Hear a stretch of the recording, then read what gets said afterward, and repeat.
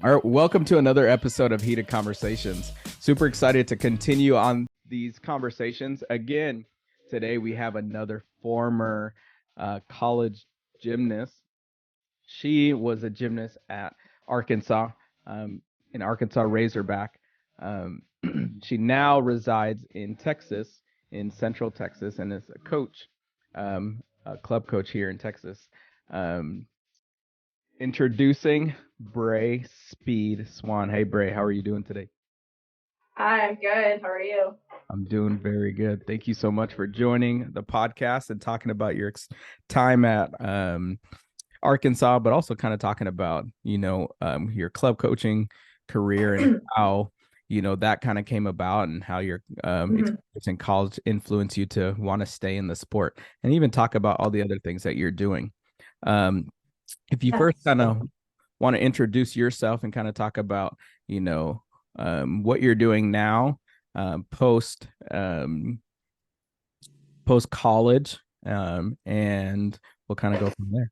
My name's Braie. Right now, I'm the head coach in South Texas. I actually am also a judge. I just passed my level 10 ranking judge. So I'm really happy that that's over with. I've been testing every year for the last 4 years and judging, just trying to get to that level 10 ranking so that I can start judging in the NCAA. I'm going to start trying to do that come 2025. I want to kind of give myself a breather before going into all of that, and then giving myself a year to really get to know college gymnastics. I plan on just practicing, when the season comes up next year, and getting to know the rules. I want to get a lot of practice in that. But other than that, I'm coaching, judging. I'm a mom, so that's another job, and a lot of social media content that comes along with my gymnastics stuff and my judging stuff as well. But that's pretty much what I'm doing right now. Sounds very good. So what kind of got you into coaching, at least? Why did you decide that you wanted to make coaching a career? I did not. I did not want to actually go back to gymnastics once I retired, because I had, literally been a gymnast my whole entire life. I was in the gym from 13 months old until I retired at 21 years old. And so I was like, I'm not doing anything with gymnastics. Like, I've never lived a life without gymnastics. Like, I need to go and do something else. So I planned on being, I was a personal trainer first, and then I planned on getting my CSCS to do strength and conditioning with athletes. But I just, God put something inside of me that puts me towards gymnastics for a reason. And about a month after, it was only a month after retiring, I was like, I just need to be in the gym. And like, I just need to go back for a little bit. And so I went to the gym I'm at now. My parents actually own the facility. So, obviously they were like, whenever you want to come coach, obviously you have a job. So got into that, was one of the assistant coaches for about a year. We had an interim head coach essentially at the facility. She didn't really want to be head coach. She kind of got pushed in that position because the other head coach had to resign. So after a year, I didn't want to come into the facility and just be like, hey, I'm taking your job. Like, I'm going to be the head coach. I thought that would be really disrespectful. And especially being the owner's kid, I didn't want to come in acting that way. It wasn't, it's not fair to her. And I need to put some time in with the girls and the facility and the parents to kind of earn their respect and a right to, and this is like what I want to do now. Like, I want to be the head coach. And that's what got me started into just coaching in general, being the head coach, and then also getting into judging. Judging was always something I think I wanted to do. I remember, being like 14 years old, and one of my club coaches was like, you should be a judge. I think you'd be a good judge. And I was like, yeah, I think I actually might do that. And so it was just kind of one of those things that kind of fell into place with judging. Yeah. But this was not what I wanted to do. This was not this was not what I had planned after college. But God sets your path for a reason, and this is where I feel the most settled. Yeah. And this is where I'm meant to be right now, at least in this time in my life. Yeah. No, I think that's super important. Like you mentioned, I think there's purpose that we are all, born to be able to pursue and to find, right? And as you Yep. mentioned, like that you felt like that was your purpose, like your God-given purpose is to be in the gym. And I think it's a different thing when you feel called to do something rather than just doing it out of either expectation or out of just that's just what you know, Yes. because you're going to have a different outlook, a different perspective, and a different grace, in that process. Because you know that your heart is in it rather than Yep. just, again, it's either just a job that take cares of the bills or it's something that I've just done my whole life, so why not just do it, right? Right.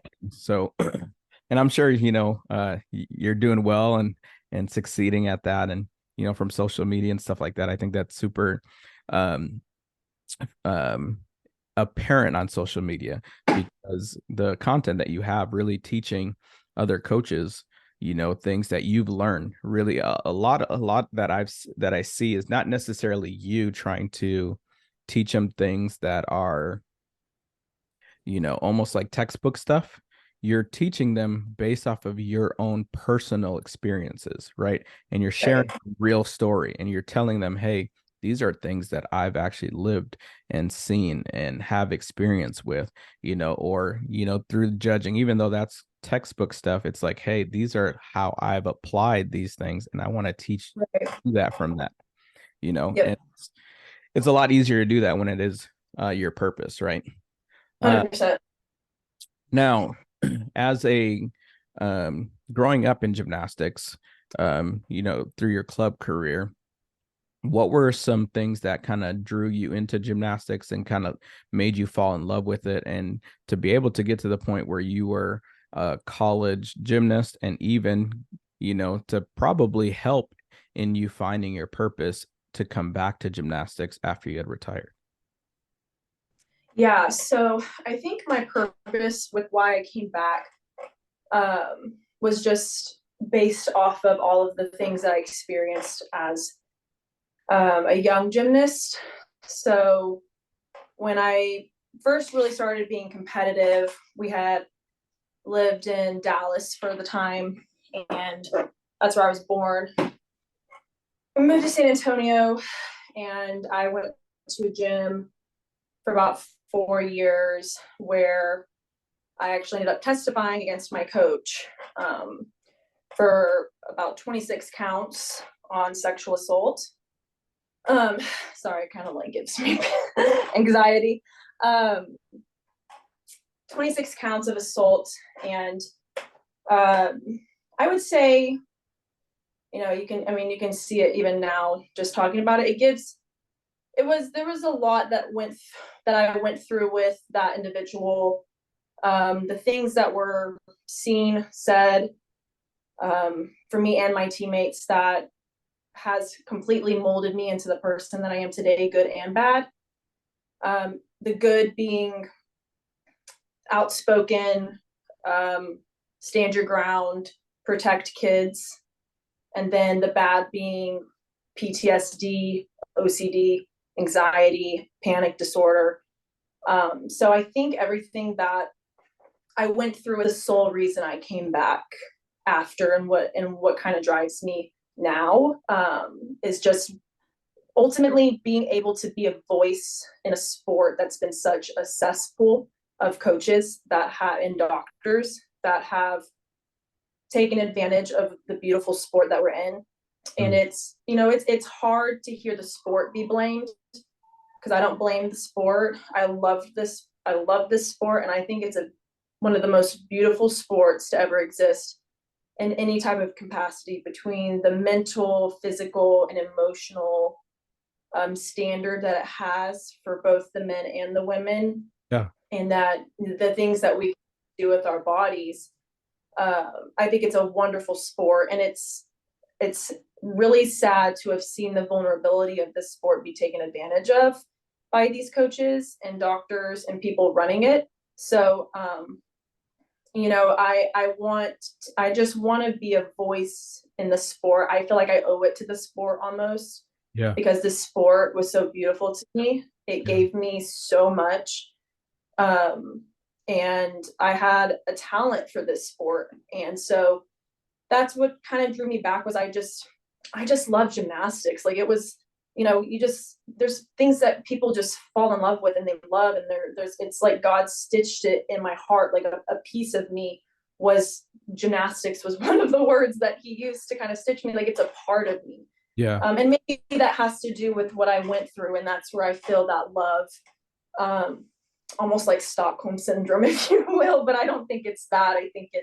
I really just had a love for the sport, and I felt like I owed it to the sport to be a voice where it's like, it's not gymnastics, it's the coaches, it's the adults that let other adults get away with this, essentially. So, and I wanted to just be somebody in any girl's life that I'm with, that they know is going to protect them ultimately.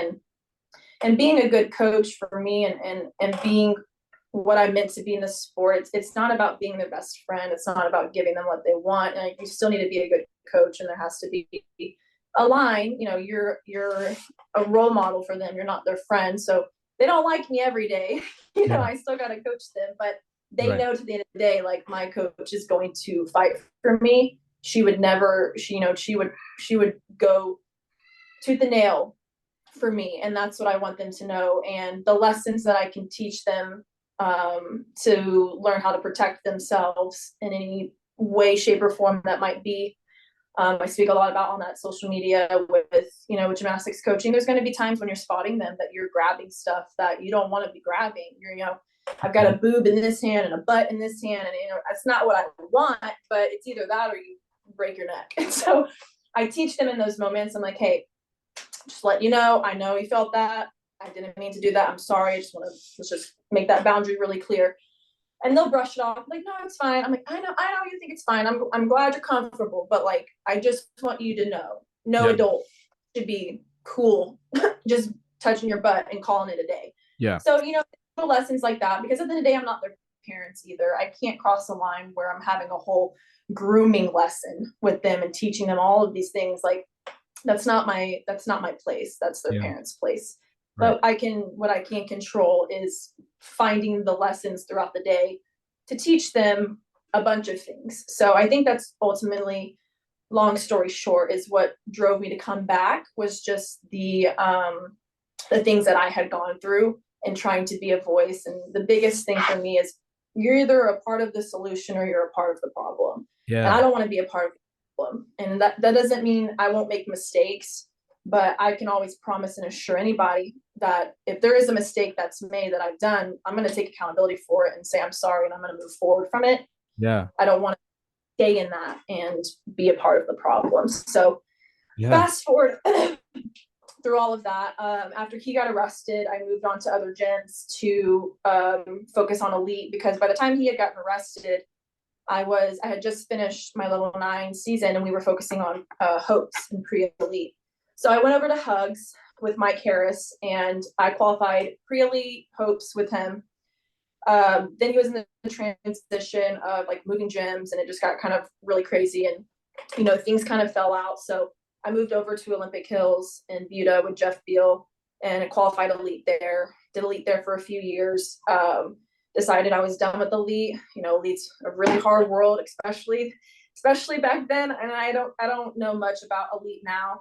Don't pay attention to it really, and I'm not in that world, so I can't speak for it. But at least in that time, it was we were at the Olympic Training Center that no longer exists for a reason. We had Marta, we had all those staff. Luckily, I only went to one camp with Larry, but I had known about Larry. Unfortunately, by the time I had encountered Larry, this was the third pedophile I had been encountered with in this sport. And he had, done some stuff to an old friend. So that's how I knew about Larry, going to my first camp with him and my only camp with him. So that was the elite world I had. And it was rough, and it was not fun at all. And I was just done, burnout, anxious, the worst my OCD's ever been. And I was like, you know what? I remember sitting at a Chili's with my parents when I was like about 14, and I was like, if the end game at the end of the day anyway is college, is that even going to happen if I try to go to the Olympics? Because my body is going to be done, Mm. and I mentally am probably going to be done. And I said, okay, what are the odds I make the Olympics? Very slim. Could I go far? Yeah, I probably could have, but I didn't want to. I was done. My heart was not in elite, and I was so burnt out from it that I was like, I'm done with elite. I'm going to step back and go to level 10 before I go into my freshman year. Step back from elite, I don't know, sometime in the summer before my freshman year of high school, and that's when I went over to aerials with Ryan Yeah. and Heather, because they were way closer. Buda was about 50 minutes from my house. So, it made sense going somewhere closer. And I knew with the aerials, they had a huge club team, and it was so college focused, and it was so fun. It really was the first time ever, I think, in my career where gymnastics was actually fun for me. Mm. Because, going to the gym where my coach was arrested, we were young, but we were trained very, very intense. Intensity of, some of us are getting put in a closet if we're not doing well. Screaming in our faces, intimidation tactics, things like that. And then obviously the sexual abuse, a part of that. So that wasn't fun. Training for elite, that sure as hell was not fun. I'm sorry. I'm not supposed to, because that sure as was not fun. Yeah. And then I went to aerials, and it was so much fun. And I was like, oh, this is what I need. So stood there and, trained for a few years, committed to Arkansas. And, Ryan ended up going to Arkansas because he got engaged to Sam. So it worked out for me. I was, Ryan is very close with me. And his daughter was my flower girl. Like, he is one of those very special coaches in my life. And so I was really happy. I was sad that he left my senior year of high school, but I was like, you go, you warm up the place. I'll be there, later. Yeah. So when having Ryan there for a while was great.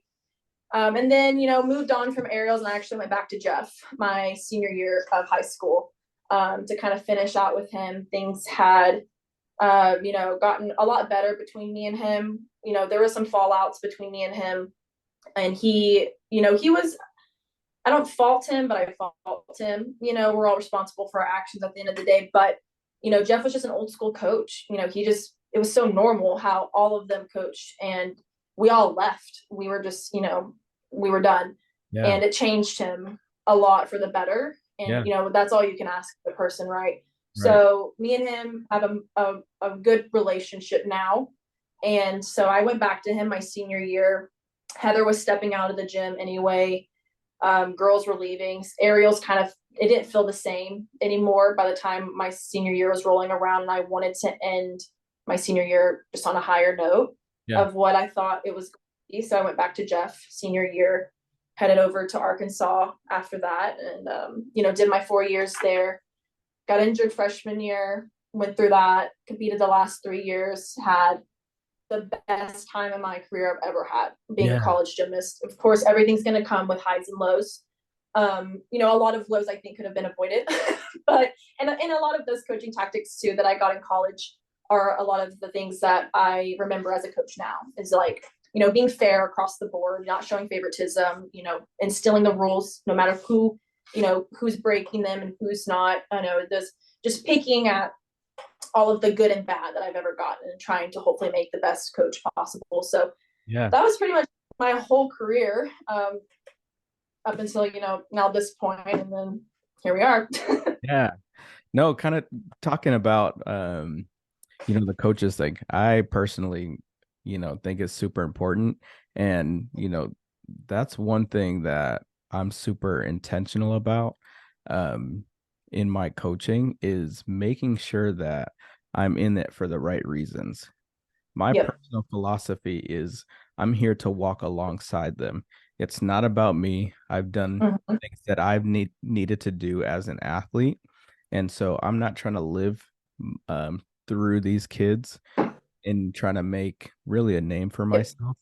I think that, it's really just lining myself up with their goals and teaching them, healthy life lessons through it. Right. Because it's hard. And I've had experiences of things being hard and difficult, and, those coaches that were hard on me and stuff like that. And at the time, we can all probably remember as former athletes talking about our coaches being like, are you serious? Would that coach really think that, do that or do this? And then you get to the Right. point where you become that coach who gets to make these decisions, and you're like, oh, wow, okay, Yeah. now I get it, right? Um, Yeah.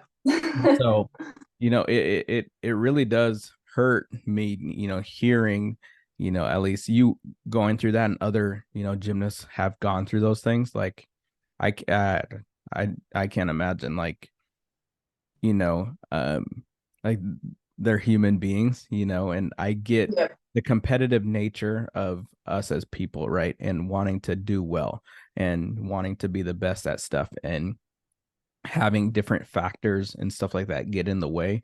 Like, I can understand that, but at the same time, it's like you're dealing with a human and you're not dealing with a Yeah. product.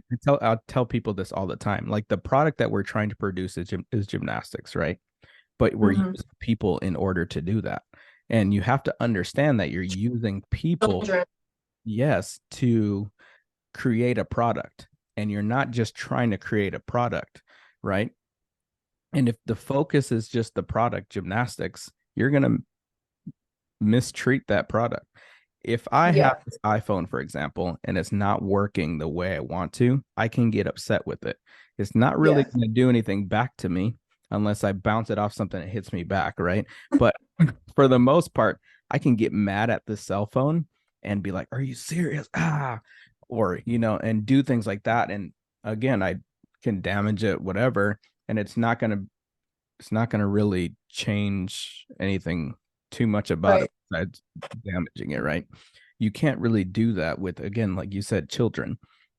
Like, you have to be very intentional. Like, there's a balance between, being accountability, right? Hmm. What you're doing, and having standards, and, manipulating, and Right. or taking advantage, or having those power, um really, in manipulation, like, knowing that you have power or authority over, and trying to dictate certain things, right? Yep. And acknowledging, like you said, acknowledging when times that you're doing that, because I can admit, as a coach, there's probably times where I probably have done that as a coach, and being like, you know Yeah. what, I gotta check myself. Be like, you know, I can't act like that, and be, you know, um, bold enough to come to those athletes, or those parents, and say, hey, I made a mistake, Yeah. and I shouldn't have acted like that. I've acted out of emotion, or, these are the things. And again, not trying to make excuses, but knowing what those reasons are, admitting to them, and then, being able to grow from them, right? Instead of just saying, oh, you know what, Sally today made me so angry, and I don't care. I'm the coach and she shouldn't have done that. Right. It's like, no, Sally's human. She's going to make mistakes. And this sport is all about making mistakes and learning how Right. to overcome them and learn the next thing. Like, you're going to make a lot more mistakes than you're going to make successful turns in this, Success.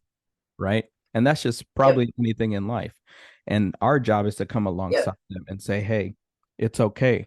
Some of those mistakes had to be made. And the reason why Yep. they had to be made is so you can learn, what's right and what's wrong, what's correct and what's incorrect, and how to improve, and Right. encouraging those types of things, right?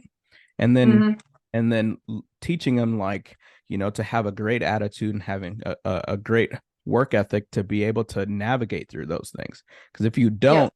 those mistakes eat you up, right? Yep. If you have a poor attitude about it and you don't work hard, then you're just like, ugh, ugh. And then those are the things that really make coaches really upset, right? And if you're in a Right. where the gymnastics product is what you're looking for, that's going to really tick you off, right? Because Right. it's not checking all the boxes that you need. Um, and so, another time I want to, like, dive into that a little bit more, because that that's another reason why I'm doing this podcast. is because I want to have these healthy conversations, and so people are aware. And I'll ask you this, and you can answer this if you feel comfortable or not. Um, when you were going through those things, that time with that first coach, did you feel like in those times you knew that stuff was happening? And then if you didn't, when was that time where you realized, hey, something's wrong, or something's, I feel like Yeah. something that is not the way it's supposed to be? Yeah. I mean, I think so. I think what I went through would have been a lot worse had I didn't know what I did know. My mom grew up pretty rough.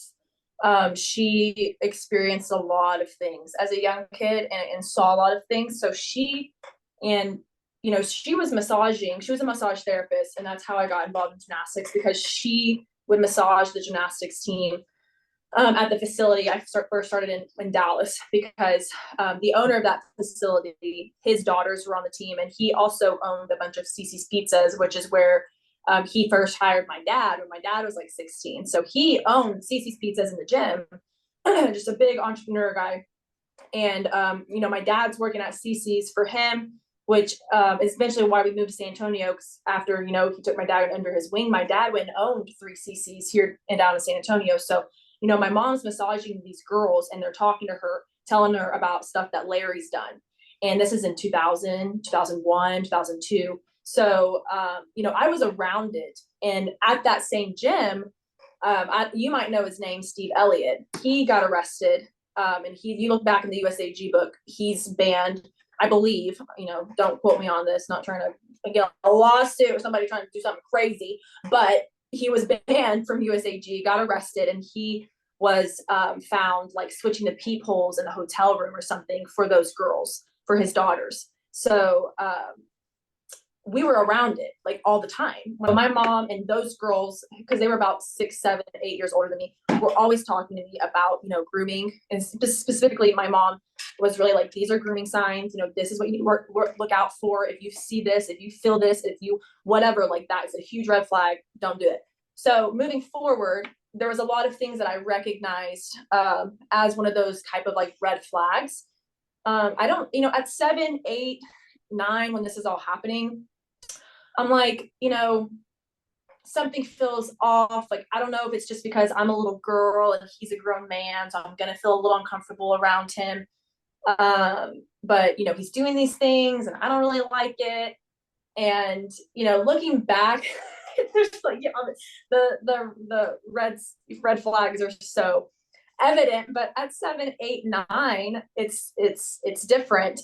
Yeah. And I was just there to do gymnastics and to be good, and I was good. And so I would, sometimes you get so absorbed in what's happening that you don't even recognize it. So there was definitely things that I was like, I drew lines with him, and he tried some stuff physically with me, and I ended up hitting him. And he came to my mom and was like, Braie hit me. And my mom's like, well, what'd you do? What'd you do to make her hit you? Because she don't just go up and hit people. And he's like, well, I mean, I was trying to accidentally grab her butt. My mom said, then don't grab her butt. Find a different way to grab her if you need to spot her or something. So he figured out who my parents were really quick. He figured out that my mom and dad were not ignorant, and he was a little scared of my dad. My dad was not afraid to let him know, I know exactly what you think you might try to be doing. And people will sit, and especially on social media, when I, talk about the things that I went through, they're very quick to blame me at 7, 8, 9, not knowing the signs, and then blame my parents. I'm like, hold on, nobody's blaming the actual guy that's molesting kids right now. We're going to blame the 7, 8, 9-year-old and the parents. But one, my parents had just like any parent with Larry, you think but you don't know. You don't have proof. You just have a hunch, but you're like, is that just me being a parent, or is that my instinct actually kicking in? It's a very, very, very difficult road for parents to walk, when, especially in this sport, as it's so hard to explain, when you have good coaches in the sport, and to just rip it away from your kid, because it's not like any type of baseball team. There's just a baseball team around every corner that, you know, you can develop, blah, blah, blah. It's gymnastics. It's very specific. So my parents were like always battling, like, do we pull her out? Do we take her somewhere else? Do we do this? Do we do that? And anytime they'd come and talk to me, I'm like, I don't want to leave. I don't want to leave. I love, you know, I love this place, you know, blah, blah, blah. But on the inside, I'm experiencing things that I didn't even realize I was experiencing until I became a mother, really. That's when I had my whole like awakening. I'm like, oh, I went through some stuff as a kid. Yeah. And I didn't recognize it till I was a mom, because, you know, things happen when you become a parent. You just, God opens up a whole new like part of your brain so you can protect your kid. And that's when I really started to realize what was going on. But in that time, you know, there were some things I was like, I don't know, like he tickles us a lot. Like he really loves this one girl a whole lot. And like, oh, he's mad at me. And all of these things I start to figure out as an adult were huge grooming tactics, like turning us against each other, trying to make us jealous of each other because he tickles this one more than the other. So I like recognized a few things, but only the things that I was being taught and knew of. But I had no idea of the emotional sexual abuse that I was facing. And that's what I claim really is what happened to me. There was, that I can remember, there was no like actual physical sexual abuse that my teammates experienced, who I ended up testifying for.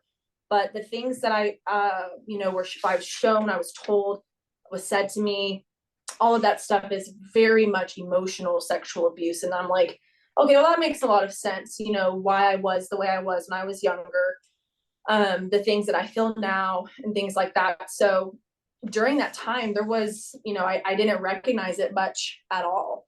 Yeah. And I definitely didn't recognize what the grooming signs were for that emotional sexual abuse that I faced. Wow. No, that's a lot. Yeah, because when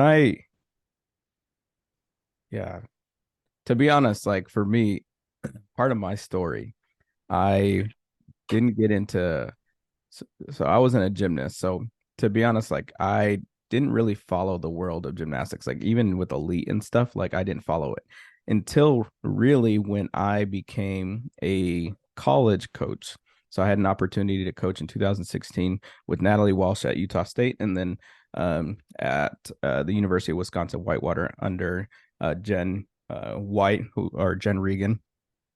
And during my time there, that was around the time when Larry Nassar had been convicted, and every, you know, the former athletes and his victims were coming forward. And so for me, I always had, you know, in my mind, like even from the beginning, like how to coach gymnastics in a way, especially coming from like not knowing the sport, right, and having to learn the sport really backwards, because I was a football player, I was a wrestler, I was, you know, a track athlete. So really, gymnastics as a sport was different for me. And so I had some examples, you know, around me of what not to do. And so I was always super intentional about making sure, like you said, you know, if you spotted someone accidentally, to save their life a certain way, to be like that. And one thing I always do in the gym is if I ever spot someone on accident, I'll just like wipe my hand. Like I'll do that. You know, if I spot a double back and happen to spot low, you know, I'll just go like this. I'm like, hey, I'm so sorry, you know. And as you said, a lot of times they, you know, don't realize it, or, you know, but again, acknowledging that happened and making them know that, hey, you know, you're aware of those things, and, you know, it's not like something that you did on accident, but you're aware of it, but you're not going to. So then you're trying to build this, you know, capacity of what can I get away with, right? And so going back to that, so like a lot of that information was new, you know, to me, and being like, whoa, you know, like these things really, you know, were happening to people. But for me, in how I coach, is I don't, not that I don't care about problems, but I don't care to sit and talk about problems all day long unless we're going to talk about solutions. So even with this is like, and that's why I asked the questions, like, what were some of the you know, things that you either picked up on or didn't, because I think having as much information about, these signs for parents, for athletes, Hmm. so they can be aware of it, so then they don't have to experience what you had experienced, or what, some Right. other people had experienced under the hands of Larry Nassar, and some of those other coaches who, you know really abuse these young girls, right, and young boys. Yeah. It Mhm. it's crazy to me, and today is my daughter's 1 year old birthday, and I can't imagine Um, if she were to come home one day and tell me something like that. Like, yeah. I would go crazy. And I'm a pretty Yeah. patient person. Like, if you talk to anybody around me, like, they know, like, I'm pretty patient. Like, if I'm upset, I get quiet, and Yeah. I'm not one to yell. I'm not one to blow up. But if someone were to do something, I promise, like, Yeah. I'll get loud real fast, and Yeah. probably you won't be able, Yeah. you know what It's I a mean? different world with your kids for Yeah. sure. And so I want, to be able to educate, parents and athletes on these things through stories, right? And talk Yeah. about, like, hey, what were some of the signs, And I know you're already doing that with your platforms on social media and stuff like that, but having these conversations in a healthy way and find Yeah. solutions, you know, and even, and this probably sounds more outlandish, but sometimes even just having a conversation with some of the ones who did these things to understand what went through their head, so then Right. you can start to pick up on some of these things in other people. Does that make Yeah. sense? And Yeah. not to give them a voice or a platform to, like, share about that, but really to get into their own mind and be like, Yeah. what No, made I mean, you. I think that's completely fair and logical. There's been a lot of psychiatrists that have, and I've seen, this is another thing my mom did a lot too, was she showed me a lot of real life documentaries and scenarios of, sexual abuse, and specifically with children. And there's, videos I've seen, especially I've seen more just with social media blowing up, more videos can be shown, is, psychiatrists or psychologists going into prisons and interviewing serial rapists or child molesters and being like, what was it that you would do? Like, tell me your grooming signs. And they would lay it out. I mean, they ain't got nothing to lose. They're probably getting the chair in a year, or, they're already in prison for the rest of their life. So they just laid it out.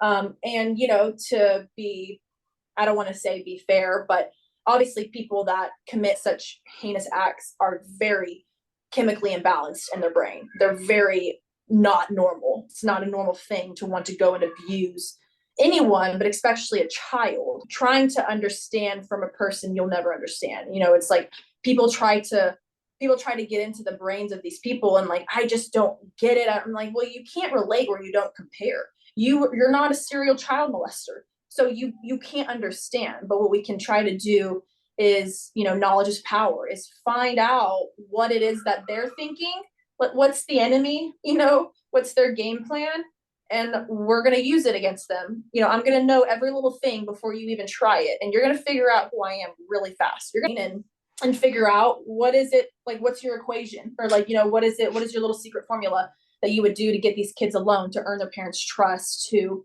all of these, type of grooming tactics that they would do. So I think it's, as hard as it may be, you have to do a lot of hard things in life and swallow some things you don't want to swallow to protect yourself, and most importantly, protect your kids. Yeah. You only know what you know, right? And so ignorance is bliss for a reason, and then it's not bliss when you find out. And it's better to be prepared, safe than sorry, and Yeah. try your best to be as educated as possible to prevent these things. But it's, people will also, I was surprised. I'm learning something new every day on social media, and I'm really learning how people are and how people interpret a lot of things. Even the most good things, people will somehow make a problem. And I have witnessed in my own comments on videos where I talk about, my plans to, and it'll be just a flippant little sentence like, teaching my son about grooming tactics in the future and blah blah blah, and people will say, you're going to traumatize your kid, you're going to traumatize those kids teaching them what grooming tactics are, you're going to traumatize them by letting them know blah blah blah. And I'm like, what? I said, let me tell you this, I've got some trauma, I've got some PTSD. None of that happened because of my mama. None of that happened because my mom told me what the signs were. Okay, what traumatized me was the man that actually tried to do it.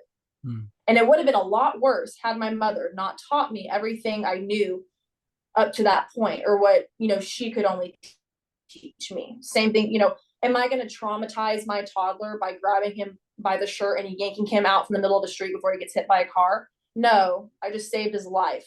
And yeah, he might get a little scared at first that I had to rip him out of the street, but he's not going to be traumatized because I am saying, you're going to get hit by a car, honey.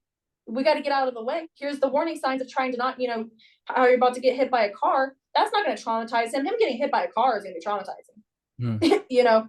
So, and that's exactly what I'm learning is, it doesn't matter sometimes what you do, no matter how right you may be or your best tactics is, it'll never be enough in some people's eyes, and that's hard to deal with. But at the end of the day, we have an obligation to our kids to protect them, and that means educating them, unfortunately, on things that are existent, because you're going to feel really sad whenever if something happens, God forbid, and you could have prevented it. Yeah. No, and I think that's important, being able to talk about that and have the education and know that's what it's about, right? Instead of sorry, my lights were flickering. Instead of it just being something that, you leave for yourself, where, hey, I experienced this thing and now I just have to go to the grave with it, and I can't talk about it where somebody else is going through it. And what I can say could end up helping the next person to not get into that position. Because Right. again, things grow in the dark, right? Like, especially stuff like that grows in the dark. The more you don't expose it or bring it out, it allows it to keep developing and let people, see how far they can get and things like that. But as soon as it starts to, come out and people start to know, like, hey, I notice what you're doing. Oh, I noticed Right. these things. And they start to say that, it puts people on notice, and Yeah. I'm sure, you know, with that individual, at least with you, they when they started to understand and see that, hey, the parents understand what I might be doing, the athlete understands what I might be doing, Right. and so it's, I'm sure they didn't go certain, at certain lengths with you just because you were more aware, right? Yeah. And so, as much education that we can do and we can and have healthy conversations, and also talk about what are some of the solutions, what are some of the things that we can do, in those times to be able to um talk, or bring it up, or to even avoid some of these things, because if you don't have the solutions, then all it We're is complaining at the end of the day. right, and you just, hey, watch out for this, watch out, Right. watch out for this, and then what? No, Right. it should be watch out Right. for this, and when you see this, do this. Right. Hey, if I see that there's a curb there, what should I do? Pick up my foot and put it on top of the curb. If I see it, Right. oh, I see the curb, but I run into it anyways, and I don't pick up my feet and I fall and I scrape myself on the cement. Okay, no, it should be, hey, I see that there's a curb. This is what you're supposed to do. This is how you navigate that. And that's just natural, right? That's what we do, is we solve problems and we just move on forward, right? Right. And they're going to come either way, right? And then I think, in our sport, it's important to put the right people and and really put people on notice, having these conversations that people are comfortable having, and knowing that um, it puts people in check. Coaches need accountability. We all need accountability, right? And when there's a place where accountability isn't there, that's a dangerous place to be. Yeah, because it begs people to start holding themselves accountable, and it's very difficult for a lot of people to hold themselves accountable. So it's almost like we can't depend on that, Yeah. unfortunately. And you have to, one thing I used to tell um, people that I work with, or even the athletes that I work with, and still do, is I give people permission to keep me accountable, which I think is very important that you Yep. do, because Yep.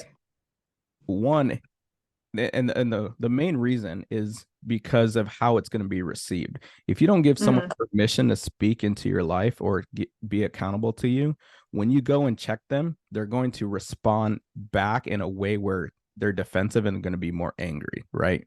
Right. Because they didn't give you that place or allow you in that place, right? If I, Yep. like, say I came to your house, right, and um I walked into your son's bedroom without, and you found me in there, like that would be something. You'd be like, okay, why are you in there? You'd feel some type of way Right. about it, right? But if you were like, hey, you know what? You can go in there and say hi to him. I know who you are. You allow me to be in that place. When you see me in there, right? It's not as weird, right? Uh, Yeah, alarming. right. And so I think that's the same thing with accountability. Like, I think Yeah. everybody needs accountability, but also everybody has to um, be willing to give permission. If they're not willing to, again, I think Right. that's a red That's flag, a red right? flag. Yeah. Again, because you should be able to be okay with someone telling you, excuse me, that something's wrong, or hey, Yeah. this needs to be changed, or this is what I see. Because again, it's Yeah. for your benefit, right? That's why Yep. accountability is there, is for your benefit, to make sure that you don't get into a position. And also where because even with this, there's people who are put in positions or have been drugged through the mud because of things that they may have never done, but because people kind of know how to make this particular situation one that could be really messy. And again, Yeah. that's where I talk about manipulation. There could be times where, I, just because I spotted Sally 3 times today and I spotted, Amber 1 time today, Amber's mom is upset with me and said, hey, you know what? Coach PD was touching all over, you know. Right. And so now I'm being drugged through the mud because there isn't that accountability, between either myself, my staff, my parents, the athletes, and stuff like that. And it creates this whole fester of stuff. And when now people who are actually doing it can get away with stuff, right? 100%. Yep. And so, um, yeah. So, I think I would want to do another one of these conversations, and we can kind of walk through, like, what are some of the things that you've learned and steps like that, and even talk to other psychiatrists and psychologists, and Yeah. and stuff like that, and ways to be able to help our gymnastics community. And that's what Yep. you know I think great coaches want to do, is help their athletes and Yeah. help the ones around them, and these parents, and to build these athletes up. Yeah. You made two good subjects to talk about, because there's the permission of giving, as a coach, or I think anybody just in any type of power, whether it's a boss of, your 9 to 5, it doesn't matter. If you're an authoritative figure, it's very important that you give the people that work for you, work around you, it's just, I think the most humble person in the room and the most humility has to come from the person that's in charge. Because you've got to be able to show that you recognize when you make mistakes. It keeps them to remember that you're human. And I think I know a lot of people see their bosses and their head coaches as these robots almost that don't have emotions, because we, at the end of the day, have to call the shots, and we have to be good cop or bad cop. And it's just, you never see your leader as weak, or you never want to. So I think it's really healthy when a leader can be the most humble person in the room, to admit, first, I'm going to go look myself in the mirror first and fix what I need to fix before I come over to you and ask you to fix yourself. Because if I can't fix myself, then who am I to ask you to fix yourself? as a staff.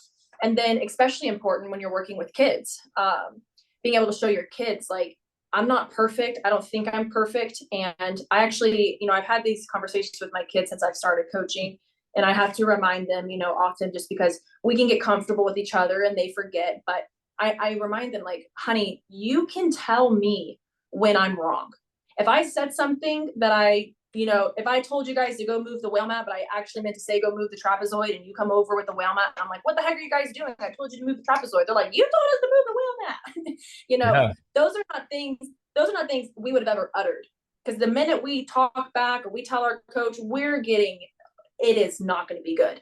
So, I think it's important to give your athletes permission to also hold you accountable. And that's a really hard thing to do on both sides. One, it's hard to ask kids to hold an adult accountable because it's very intimidating. And two, it's really hard for adults to be told by a child that they're wrong. Trust me, I get it probably every day.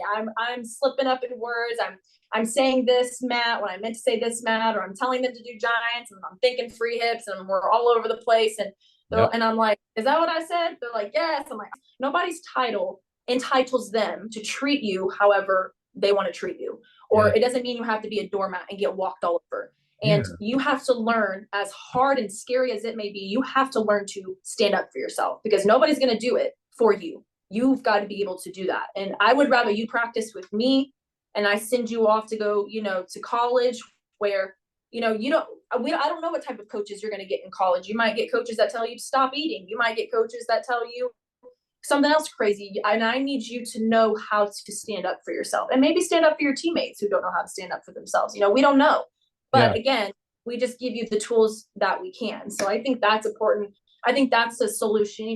Part of the many solutions, I think, is teaching kids how to, call out adults, essentially. And it's a good learning moment for them too, because I tell them, I'm like, girls, y'all can call me out, but we better come straight if you're going to call me out, because sometimes they call me out.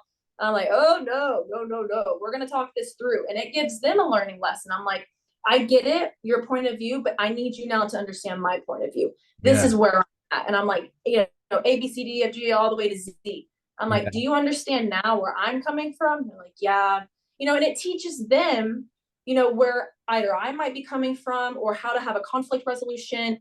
It teaches them how to now deal with them being wrong versus now I'm the one that's wrong as the coach or whatever. So there's a lot of good lessons that happen in a multitude of ways from just one incident, from just one, hey, you had a slip up.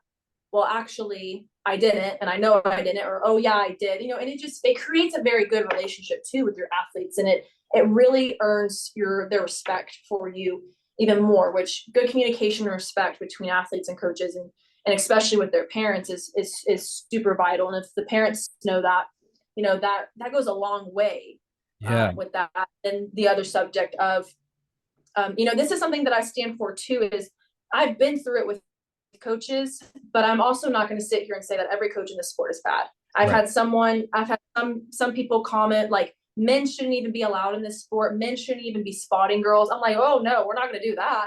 We're not going to go and blame the good men for the bad men. That's not fair. How to just individualize it, and how can we do that without ruining, the good coaches also, that because they're getting drugged through the mud as well.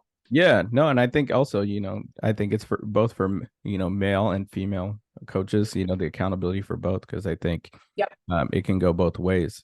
And you mentioned this. I think one thing I'm learning still, being a male, and typically guys think a little bit more logical and just come a little bit more direct, right? Yeah. And so sometimes your tone is not always appropriate for who you're talking to or what you're trying to say, just because even if you may be correct in what you're saying, people it may go over their head, or they just may ignore it, or they may get upset just because you tell them, hey, I need you to make sure that your kids are lined up on the line every day, right? Instead of like, hey, Braie, you've been doing pretty good. The one thing I've noticed though is your kids are, they kind of run around a little bit.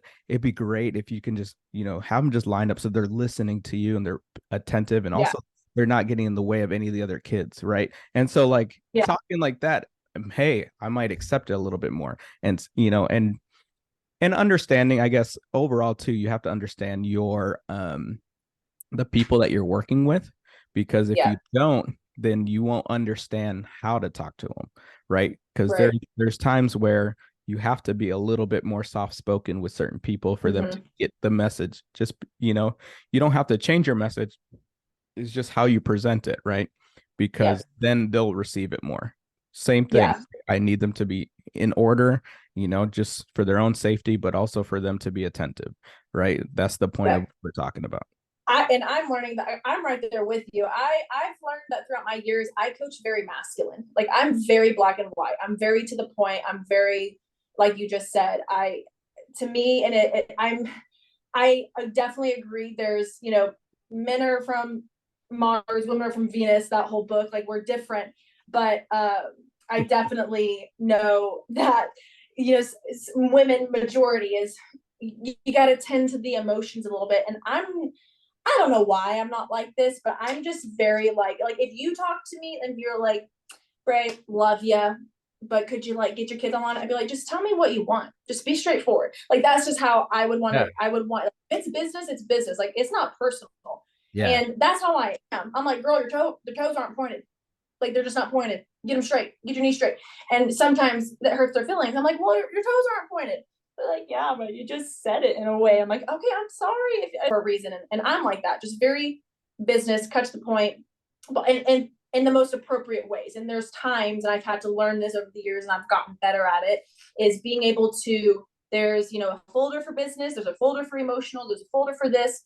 So I've had to be able to try to mix the business with tending to the emotions and in working with kids. It's a whole different world working specifically with kids because they're still children. They don't know how to even sometimes analyze their own emotions, let alone try to internalize yours as an adult coming at you with all of these corrections and telling them the things that they're doing wrong. So, if we had to do the sandwich technique, like something good, what you need to fix, something good, and it makes it easier to take. But yeah, it's definitely been a learning curve because I am that coach that's like, you're not on the line. You need to do this. We got to do this. Like I'm coaching you. Like this is what you're paying me to do. Yeah. But with that, there has to be more softness with it for sure, especially again with kids. And that's something that I've had to learn. And I've just always had coaches like that. I've never really had, I think Ryan actually did a pretty good job of it. He was usually pretty good at being able to tend to me as the human and the athlete. But he Yeah. was one of 20 coaches that I had.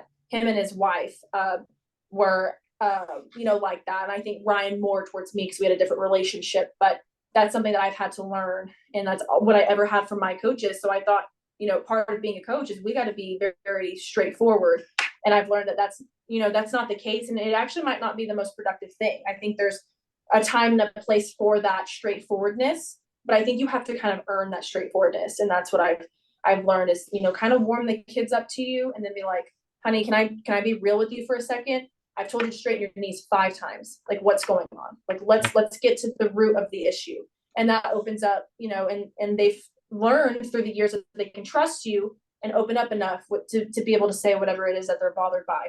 I understand everybody's different, and sometimes people see gray, and it has to be gray for some people. Yeah. No, it's good. And I think, these conversations are great and having, because the big thing is a lot of us are talking about these same things in our gym or thinking these same things anyways.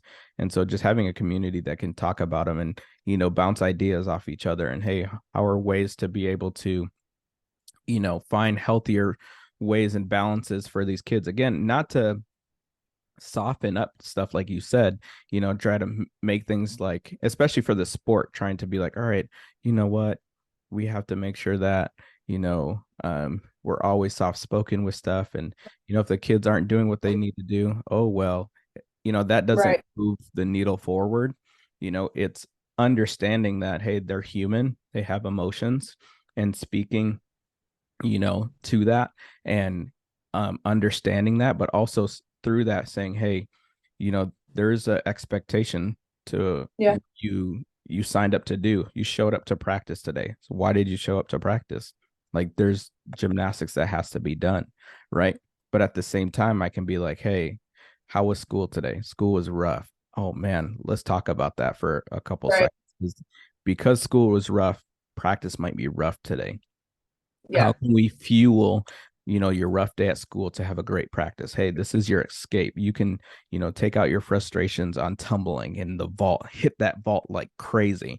And then all of a sudden you have this big vault and you hit your 1.5 and or your full or your Chenko tuck or your Suk, whatever it is, and you land it, you're like, yes, I just landed it, and whatever it was, you just had a healthy way of, right, of being able to take Coping.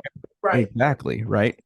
And you had a place where you were able to talk about that before it started, and someone who cared about you enough to allow you to make a shift, right? A mental shift Right. in how you saw this, instead of being like, what, today school is now gymnastics gonna Right. suck, like, hey, how are you Right. today? Crappy. Why? It's just, Right. I'm like, Yeah. what? And again, learning learning so many different lessons in one instance. You just talking to your athlete, like, we notice, one kid's face is looking like they don't want to be here. I'm gonna be like, hey, what's going on? Like, you don't look very happy. And we find out, this her. I just had a conversation with one of my level threes.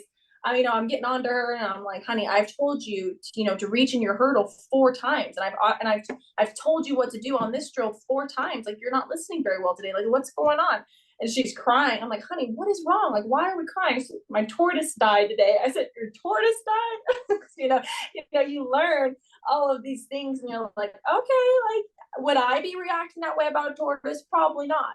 But I have to, understand and respect that you Yeah. are. You Yep. loved your tortoise and Yep. it's really making you sad. Yep. So let's work with it and let me talk. Let's have a little talk. Let's vent it out. So it teaches them that they can trust you, and that we can divide things up and we can separate things, and to see adults that they admire, be able to be like, hey, I get that you feel really bad, and you know what, feel it for 5 minutes, go cry it out, go be mad, whatever, but come back and let's move forward. Let's see what we can do. If we need to lower numbers, let's do that. Let's get something good out of this. Don't let whatever's upsetting you have power over you. Right. You need to control you, and all that. And so that's a good lesson for them to see that, like, my coach can't, my coach cares. Like, if there's, as an athlete that has experienced a coach just absolutely not giving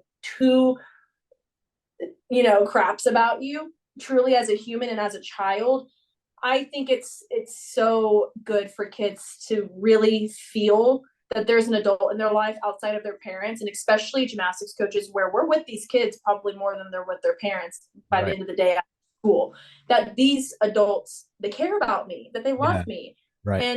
and those lessons get taught hard. Not every lesson is an easy lesson, but kids to their core want to be disciplined. It's just it's a childlike thing to want. There's a lot of psychology behind that too, and Yeah. studies that I've read. So they want that discipline, but how Yep. you go about the discipline will make or break your relationship with them. It'll make or break them down the road as a human. And I'm all for everybody. At the end of the day, you are responsible. You are responsible for your feelings, for your actions, whatever. So I could sit every day dealing with the stuff that I deal with from a situation. Do I just sit on the couch and let him win, or do I take control of what I've been given and be like, you know what, screw this guy, I'm going to go and blast him on social media, I'm going to go and educate everybody that I can to not have to face it. I'm going to do something good with it. Yeah. And that's essentially what we can teach our kids is, sometimes you're given a short end of the stick, but you can still make something of that stick. Yeah. Give yourself more credit, give yourself some encouragement, and I'm going to be here to support you and do Yeah. all of that. So I think there's so many great lessons, and just like one little moment that they're experiencing, and I think that's so vital for coaches to also have with each other. Is Yeah. kind of backtracking a little bit with these types of conversations. I think, and especially coming from a social media world where everything on social media is supposed to be perfect, and we've all got this figured out, and look at the drills that I have my kids do, look how good my kids are. But let's talk about what we're all really feeling. Let's talk about the things that we actually are going through, because You get coaches that can actually admit their faults and their mistakes and be like, you know what, I yelled a lot this day and I shouldn't have done that. I didn't want to do that, but you know what, I did. There's probably not a single coach, and especially a high level coach, that hasn't yelled once in their life. And if you're saying you never yelled, never raised your voice in your life, I don't believe you. And if you haven't, what are you on? Because I want to be on it as well, because I don't want to raise my voice.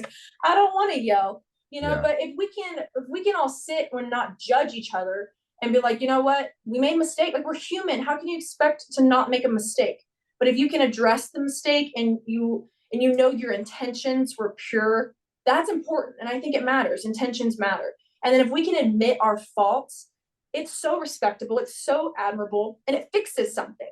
Yeah. And it lets us all not feel judged by each other or judged by a community that's already judging us because of all the mistakes that previous coaches have made.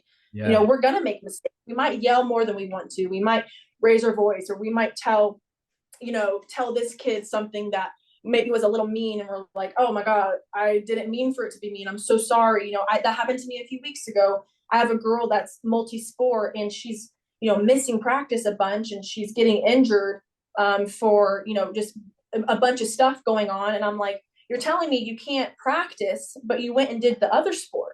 Right. I said, that doesn't make sense to me. Like, that, I'm frustrated. Like, I just want you to feel what I'm feeling. I'm frustrated. And I'm getting worried about your body also, right, because we got to pick a sport eventually. Like, I'm all about multi-sport. I love it. I highly encourage it all the time. But once you get to a certain level in gymnastics, you got to kind of pick one, because now you need more hours, not too much. I'm not a 30-hour a week type of coach, but you want to be a level 8, 9, 10 gymnast. Like, we got to talk about 15, 20 hours in the gym, and maybe, a little privates on the side. And then we're going to go and beat our body more in another sport. Like, we just got to be realistic. We got to take care of our body for either sport we choose. Yeah. And that's what I was telling her. I was like, honey, at some point we got to pick a sport. And I said, you can pick the other sport. I don't care. In the best way, I don't care, honey. That's what you want to do. That is your choice.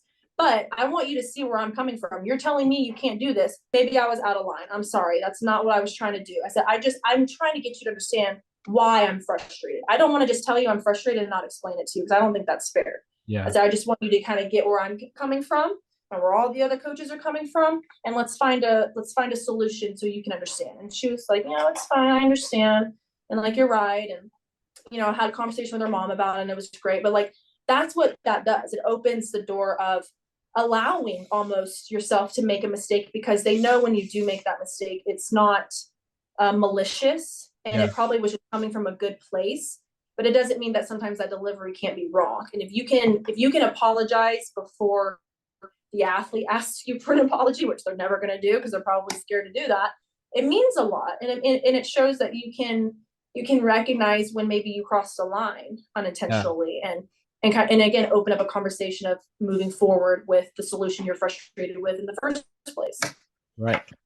And I think one thing too is good to see on a public sphere, especially if people have been following, the world championships, or, the elite world, and even like Simone and stuff like that. It seems as though the gymnasts who are competing now, their demeanors are different. Like Jordan Childs, who just loves to have fun, right? Who has that energy about her, like, and I know she went to college, but where it's typically the thought process is it's related to college, right? To have fun. You're doing the sport, and so, the performance, and the fan base and stuff like that. Where in elite, it's almost like, you can't clap, no emotions. Yeah. Where now it seems like, these athletes are having a lot more fun, right? Right. And they're enjoying themselves, and they're able to, take time off and come back, Simone, right? To be at the height of gymnastics, and, at the height of gymnastics, being at the Olympic stage, to have, human things happen to her, right? And to be able to have a good support system, for her to be able to come back, especially, where in gymnastics would be considered old, right? And still be the best of the best, and having teammates like Jordan Childs who, bring that energy, and seeing all Yeah. these other athletes have fun, like the Yep. Sunnis having fun, and bringing that atmosphere, right? And having those coaches who are supportive, and knowing that, which I think is like the biggest thing is you can get to the highest of highs without dragging people down to do that, 100%. stepping on people in order to that you can reach the pinnacle of pinnacles, right? And I think another way, like we're seeing this too, is if people have been following Deion Sanders, he is Mhm. straightforward about what he expects. He's real about it, but he's not like it. I don't really hear him degrading anybody or trying to step on people. He doesn't really just talk a bunch of mess about other coaches and stuff like that. Like he is just him, and he has standards, right? And he has Yeah. accountability, and but he wants to encourage them, and he talks all the time. It's not about him, it's about them and reaching their goals, and he wants to see them be great men and great fathers and get to Right. their goals, and that's what our job as coaches is, to do that. And in Right. doing that, as we walk alongside of them, we're going to get our piece of the pie. But if we go in Right. saying, hey, I need just the pie, and we're not willing to just be like, in the journey you're going to get what is supposed to be for you, right? Right. And I think that's super important, making clear to your athletes too. I mean, I say this a lot. I'm like, girls, at the end of the day, like, in the best way, I don't care if you fail or succeed. You have to care if you fail or succeed, because I wore my leotard and I'm very happy and satisfied with my career. Are you going to be able to say the same thing when you hang your leotard up? I hope so. But that doesn't just come because it comes. Like, you have to earn that self-satisfaction. And it comes through, working every day and modifying per day. We're not going to always feel 100%, but it's about, and I just had this conversation with them on Thursday, was you have to be able to, at the end of every turn and every practice, ask yourself, did I do the best that I could do? Don't sit here and ask yourself, did I do the best that my teammate did? Did I do the best that, my friend from another gym is doing? Because guess what? This is there is nobody in the world like you. How cool is that? There is Right. nobody on this earth that is you. Yeah. So how dare you expect yourself to be like someone else? It's Right. not fair. And I think this is a grace coaches have to give themselves too. And I'm learning is, I can't ask, I always tell my girls, I will never ask for perfection. But here I am as a coach, expecting myself to be perfect with not raising my voice, not hurting their feelings. But I'm like, Braie, you're a human too. Like, sometimes you're going to mess up. So I think it's a great lesson for everybody. But being able to tell our athletes, through your accountability or whatever, like, is it the best that you could do? Yeah. If it's the best that you could do, that's all we can ask for. And Exactly. that's all I don't care. I'm not worried about looking bad. It is what it is. Like, Good. nobody cares about the coaches. And the people that do care about the coaches, they're very slim, and they're not people that I'm worried about. Because if you're so worried about what coaches are looking like, or like, oh, I'm judging this gym and this coach because their kid fell, like, you're in it for the wrong reasons. And I don't care to be judged by you then. And Yeah. nobody that it matters, and you're really in it for the kid, is judging anybody, because we understand mistakes are going to happen and so forth. And that's, I think that's a great thing. I love Deion Sanders. I love watching the stuff that he says and he does, and I think he does a phenomenal job of what he does, and I like him a whole lot. But and that's another thing with the elite world that I just want to commend this new wave of elite kids. I call them kids. I mean, they're all adults, but and Simone's basically my age. But I never, if I would have seen when I was an elite a Jordan Childs, I've been like, oh, she's about to get in so much trouble. She's over there happy. Oh, we're not allowed to do that. And I love to see that, because I think they have broken so many stigmas in the elite world and this is what I've said this to other coaches. I've said it to my coaches. When we get caught up in the heat of the moment, we're like, if this kid could just do this, and if they could just this, or anything, is I'm like, at the end of the day, it's going to be what it's going to be. Right. What's meant to be is going to be. Right. And those girls that we see, Michaela, Allie, Simone, They did all of those things in spite of their coaches. They did not get to where they were at because they got abused. They got to where they were at because they were talented, they worked extremely hard, and they Yeah. actually had to work harder because of the adversity they were having to face. Yeah. So don't tell me that well, it worked. It didn't work. It probably would have worked better, actually, had they not been abused through all of this. So they do a phenomenal job of proving you do not have to be miserable to be successful. You do not have to be abused to be great. And if anything, they've proven it 10 times over. They've been successful. They've looked great. Simone's looks, in my opinion, the best she ever has. Like, she's like wine. She just gets better with age. And, she's done all of that with Jordan, who and I think I give props to all the elite girls that have gone from college back to elite, because they've unintentionally kind of brought that college atmosphere to elite, and elite desperately needed that. It Yeah. really needed that. Right. And they've done a really good job of proving, like, look, I can do the Mario Kart dance after I do a Yurchenko double pike, and I'm still gonna win. Like, I don't have to be miserable to win. I don't have to be abused to be successful. And so they've done a good job of transferring happiness, honestly, back into elite. And I commend all of the coaches that have been raised through this system to be a certain way, and they've had to kind of switch gears and realize the way that they were raised through the sport wasn't actually as productive as maybe they thought, and they've done it well. Like, I don't know Laurent, honestly, from Adam, but from what I've seen with how he is with Simone and all the girls and the TikToks, and he seems like a good coach. He seems like an admirable coach that means business, gets it done. The girls are successful. He's there to do his job. But he lets them be 19 years old, have fun on TikTok. He lets them do those things in practice. He lets them smile and laugh. And look at his kids. They swept podium at classics or whatever it was. So I commend those coaches too that have had to kind of rewire their brain as well. Yeah. And shout out to coaches who are doing it for the right reasons and who are there for the kids. It's super important because these kids are going to be the the men and women of our future, and Mm-hmm. the way that we approach what we do and the way we guide them is going to either change them for the better or going to change them for not the better. And we have to know that it's our responsibility, right? Even though we You're don't either a problem or part of the solution. Yeah, even though, like, we talked about earlier how, and I tell the kids this too, and I tell people when they ask me like why I'm in gymnastics, I'm like, not that I don't care about the gymnastics, that's fun, but that's not what drives me. Right.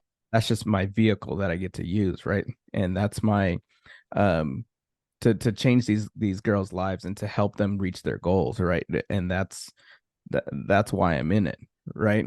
And to be able to be excited for them. And so shout out to all the ones who that's why they do it, is for those reasons. And the gymnastics almost comes after all that. Like, if you really invest into the people and say, hey, this is who you can be and this is what you can do, and show them that, right? And say, like, which this might be kind of going on a bunny trail, but I used to tell kids all the time is when they're going through hard times, I keep speaking what I already know and the truth of what I already am going to see and they're going to witness while they're going through those trials. When they're not taking the turns, when they're bombing on stuff, I keep telling them, I'm like, the word that people are saying now is like, you're her, or I'm him. Like, I almost say that to them, to almost like prophesy within their own life, saying like, hey, this is what I already know you can do, and you're going through these things, and it's part of it. And part of it is sometimes you didn't really pay attention to where you're going, and sometimes you get to a point where you can't even believe it. And you almost have to, every time you get to a milestone, you have to say to yourself, like, out loud, so you hear yourself and your brain registers that you did it and you accomplished this thing. So now it can go back and be like, whoa, I did it. There's times where kids will do a phenomenal turn. Hey, I went and did my double pike. The next turn, you're like, let's do it again. And they freeze. It's like, whoa. And, Right. that can be hard for coaches, but, speak into that athlete's life during that time, like, hey, like, this is what you can do. This is who you can be. There's times Yeah. I told athletes too, like, hey, this is where I feel like you can get, and this is the trajectory that you're going right now. And again, not Yeah. to, like, make promises like, hey, you're gonna win nationals, but telling, Right. if you keep going this trajectory, like, these are the places you can arrive, and this is Yeah. what you can be, and to, like, have them know that. And when they get there, I just sit back and I say, you remember what I told you 6 months ago?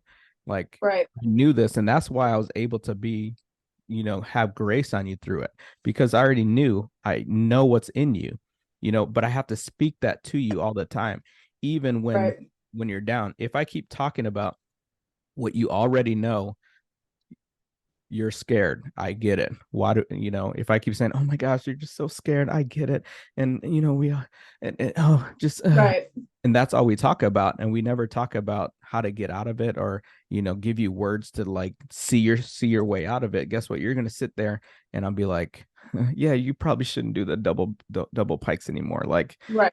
yeah, if you do another great one, like, oh, like, you know, Yep. I mean, it's essentially parenting. Like it really is. And I think I developed, and I'm always trying to develop as a coach because I said I'll never be perfect, but I think where I really started to become a better coach was after I had my son, because I started, seeing them in a different lens.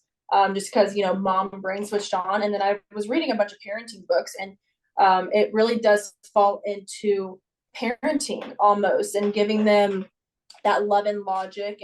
And kids can't see past the tip of their nose a lot of the times, and we have to as the adults.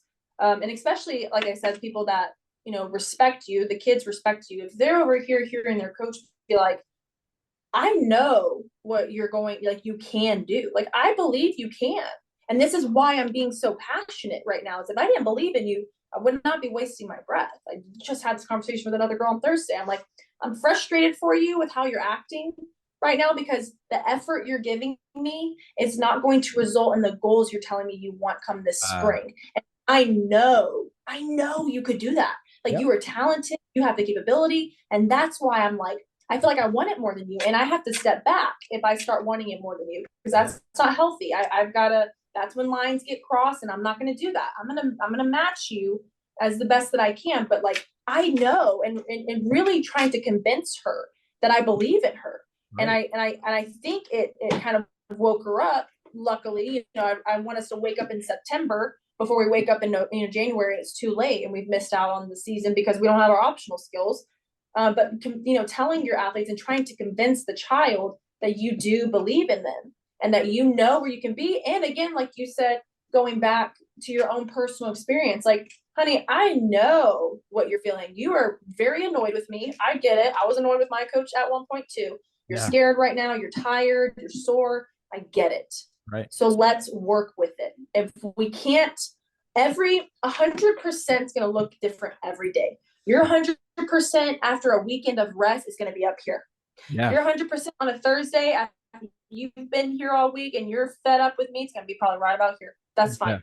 Give me what you can give me, yep, and let's work with it. And it's reminding them of that, and what you can achieve. And I think it fits perfectly with what you were saying about vault. You're gonna have an amazing vault if you have an amazing run. People overlook that run. Everybody just wants to focus on the vault. Let's get the year go full. Let's stick it. Let's be a college athlete. Let's get the 10-0, blah blah blah, 10.1 start value. But you're gonna ignore the most important factor of it, which is, are her legs strong? Can she run? Can she withhold her G force that's about to happen on that mhm, board and the vault and the landing? If yep, we're overlooking all that, you can't yell at the kid because they're not strong enough. And that's the same thing with the relationship. Is if you are not tending to the relationship with your athletes, that successful athlete's going to be really hard to find. And yeah, that's when people cross lines, is because you're doing everything to get it out of them, but you haven't put in the work where it matters. Building relationship, building yep, communication, building trust with their parents and yourself and the athlete and all the coaches. You can do all those things.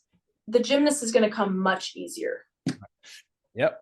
No, definitely. And I think, this has been a great conversation, and even though we didn't really talk about, your college experience and stuff like that, we have Oh, to yeah. get another podcast to talk about that.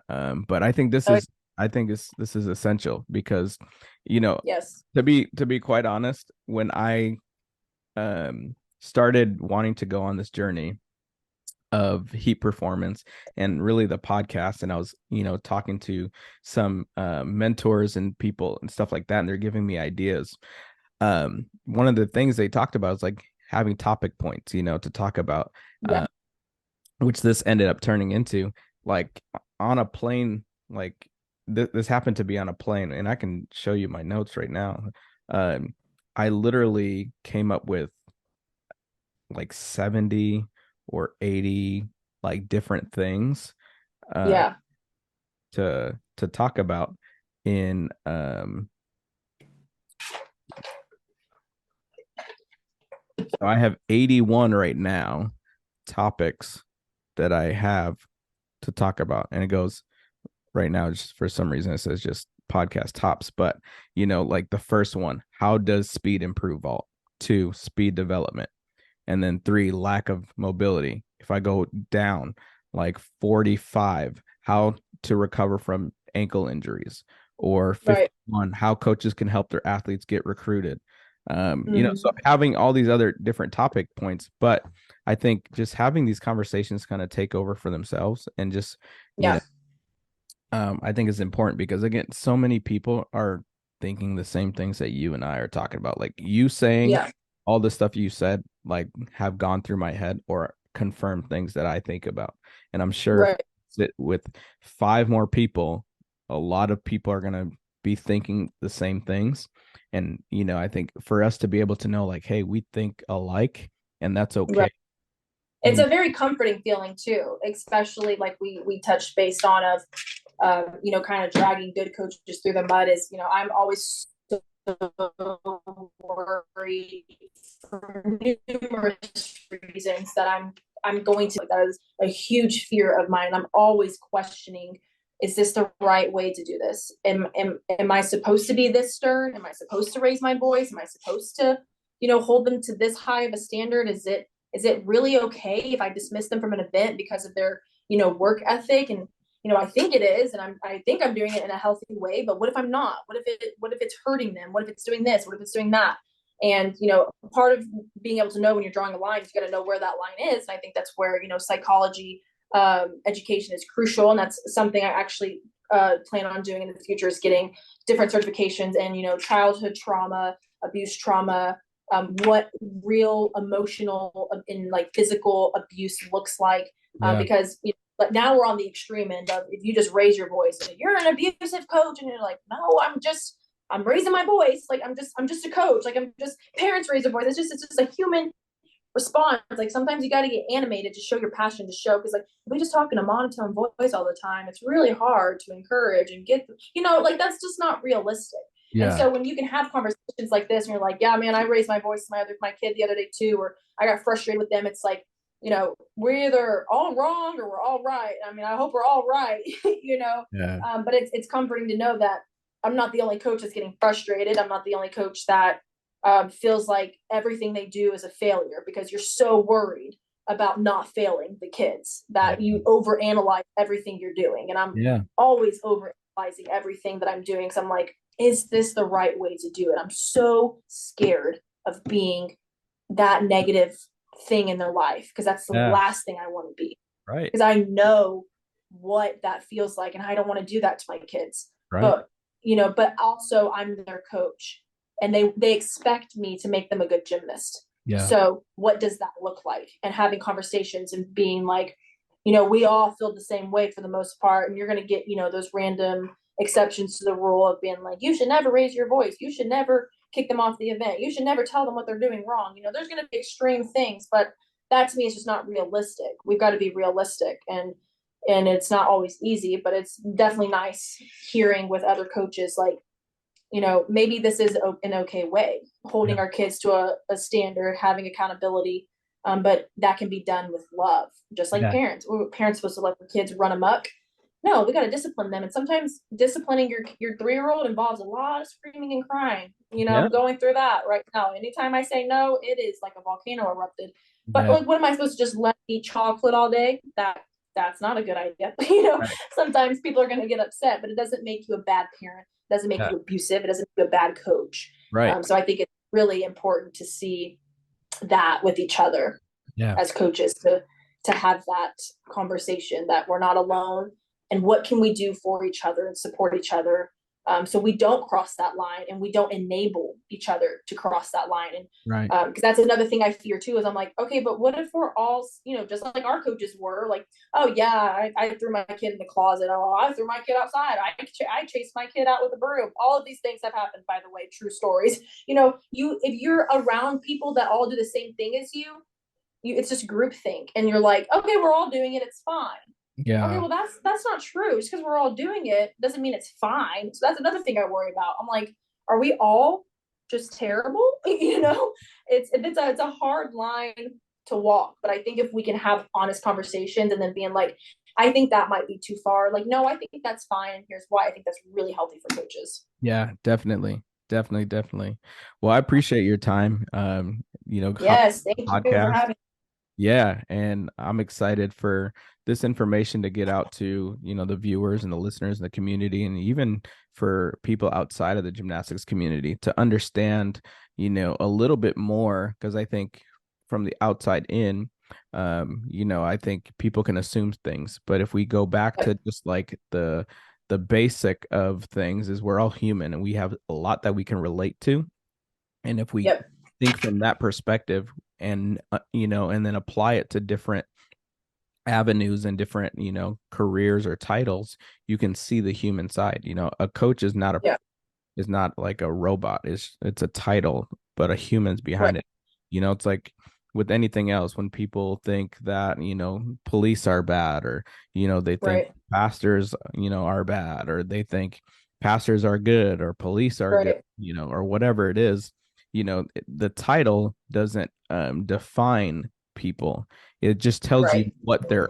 what they do. Like, what Yeah, they're so there's yeah, it doesn't define the person. Every person can be different, right? And yep, understanding that there's the human side and taking the time to understand the human side of really each individual and assess those things, and yep, not make generalizations all the time.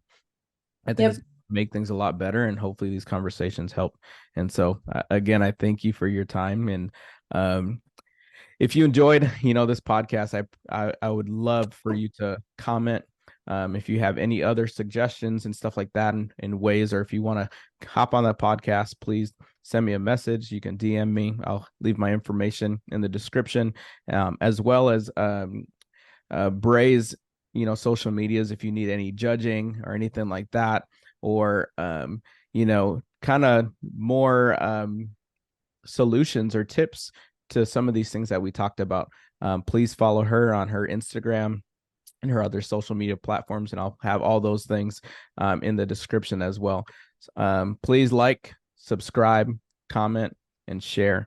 We want to get the information. And thank you again for tuning to another episode of Heated Conversations.